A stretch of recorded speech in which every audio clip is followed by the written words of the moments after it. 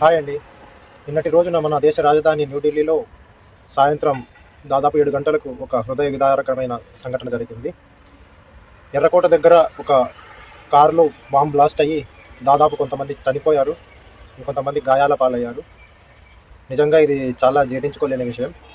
నిన్న దాదాపు సాయంత్రం 6 గంటల దాకా నేను కూడా అక్కడే ఉన్నాను. షాపింగ్ చేద్దామని వెళ్ళాను. దాదాపు 6 వరకు ఉండి 6 గంటలకు నేను అక్కడి నుండి వచ్చేసాను. నేను ఉంటున్న చోటికి రీచ్ అవ్వగానే నాకు తెలిసింది రెడ్ ఫోర్ట్ దగ్గర బాంబ్ బ్లాస్ట్ అయింది, చాలామంది చనిపోయారని. తెలియగానే నిజంగా చాలా బాధేసింది. నిన్నటి దాడిలో గాయపడిన వారికి మరియు చనిపోయిన వారికి నా ప్రగాఢ సానుభూతి తెలియజేస్తున్నాను. ఎవరైతే హాస్పిటల్లో చికిత్స పొందుతున్నారో వారు త్వరగా కోలుకోవాలని కోరుకుంటున్నాను.